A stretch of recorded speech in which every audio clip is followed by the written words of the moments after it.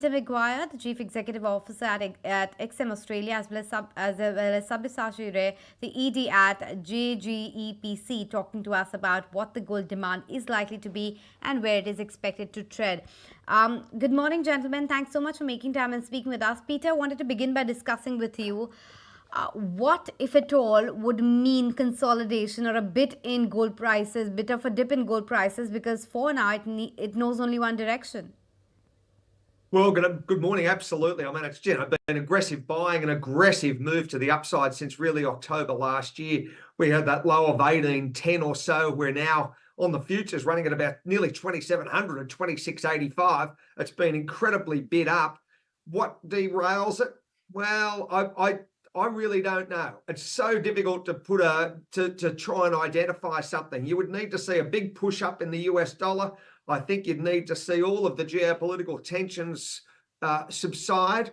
And I just don't think that that's going to happen anytime soon. And there's a lot of, I think, the degree of central bank buying has been overwhelming, and retail is right across it as well. So I think it's only one-way traffic, and it seems to be onward and upward at the moment.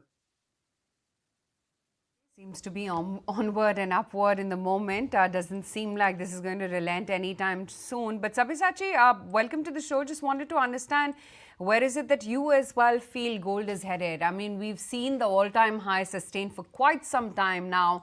Is it going to be this case for, the next few months as well? Or do you think gold per se is in a perhaps decadal long bull market and the gains are going to be intact?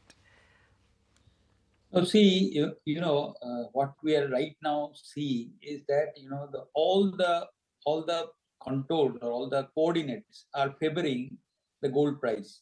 So if you see what is happening is that you have seen the Fed has already cut the rates, and not only they have cut the rates, they have also told a roadmap of cutting the rates in the next 6 months to 1 year period. So if this is the highway, what they have told, so gold will run in that highway and it will go and hit new, I think, benchmarks, whatever we are seeing. Not only that, you are also seeing the geopolitical tensions. 2 wars are going on, and in the Middle East, which is one of the biggest gold markets, is already expanding. That if the war is expanding, we do not see that an investor material like gold is coming down in any time soon. And not only that, if you see what is happening, the demand supply also, you have seen that in India also there's a rate cut recently happening. So in India also demand has surged, the jewelry demand, and also if you're seeing the ETF, etc. demand, understanding the rally what gold is doing.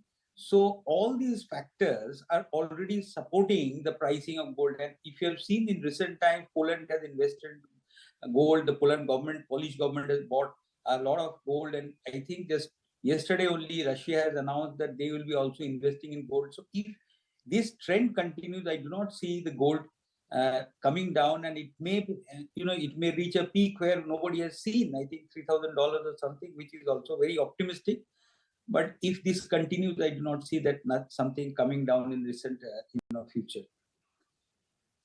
Point taken. So you're not expecting it to come down, but also wanted your take, Mr. Sabyasachi, as to how it's impacting the demand back home in terms of the consumer. Is the hefty price making it difficult for buyers to look at it, or the demand continues unabated? See, the demand continues unabated because, in India, the whole issue, whenever you're buying jewelry, a lot of it goes into the investment potential of it. So if people find that gold as the price is rising, gold is a very good investment instrument, then of course it will not abate. So it will go up. And in India, you have seen that the GDP is growing, the disposable incomes are growing. I do not see that in India, the demand going down. Quite interesting. Peter, how is it that you're looking at, the entire demand supply dynamics, like the other expert, Mr. Ray, just talked about as to how, the geopolitical tensions as well are escalating the asset class per se. But that's happening with equities too. So just wanted to understand, given this parameter, what about demand? Because, typically and traditionally, if an asset class is in a bubble territory or has seen a big bull move, the demand is going to abate a little bit. But that doesn't seem to be happening in the case of gold. I think a couple of things. First off, that central bank demand globally has been extraordinary, and that hasn't been over the last couple of weeks. That's been over the last decade, and certainly over the last 4 or 5 years. It's been tremendous appetite. Secondly, there's a high degree of traders, not only paper market but physical, and certainly in India and the likes of China and Asia and the Middle East, that it's a store of value, and it's been very much a part of their whole culture for millennia. And they're realizing that there's a degree of, whilst we've got bullishness across many asset classes, we've also got a degree of fear in the market. And there's a degree of one-way traffic for the gold market has just been extraordinary over the last year. And people have bought into that, where they're saying it was 2,200 the new high, 23, 24. Now we're just shy of 2650, 2,700. It's just extraordinary. So yes, there could be a pullback, but I think that the overall appetite is very, very solid. And it just seems to be, again, with the other speaker saying, central banks cutting rates and the attractiveness to asset classes like gold has been extraordinary. Demand for gold continues to be very strong, especially from the central banks. But Peter, is it expected to have a rub-off impact on other precious metals as well, silver and the likes?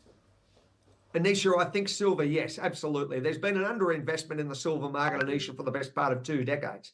And I feel as though at $32 a troy ounce, it's extraordinarily cheap. If you're looking at the gold to silver ratio, I think there's more upside for silver than there will be for gold. And once it starts to bite, it's really going to be onward and upward, because quite simply, you've got a huge demand for, not only from a jewelry perspective, but industry.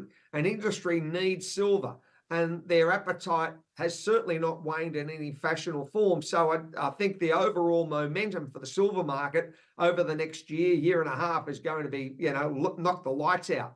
I can't say what ceiling it's going to be, but $35 has got to be the new target. And let's just see how aggressive it actually achieves that range.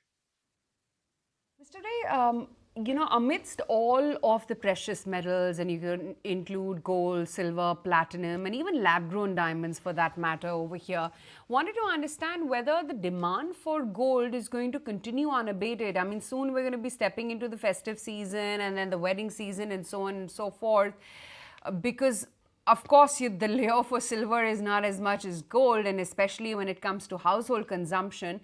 And even lab-grown diamonds, for that matter, is nothing but a very niche, urban consumption trend, if you will.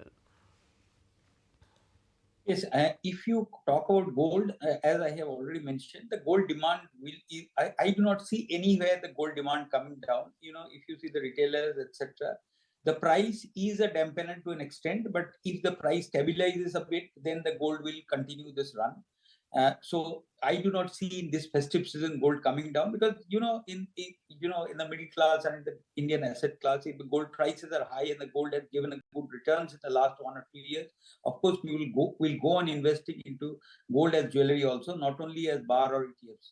So this is one part. And if you also see China, China has also moved a lot from towards gold. And the gold, if you see all the retailers, their numbers, that is also showing huge growth in the demand of gold.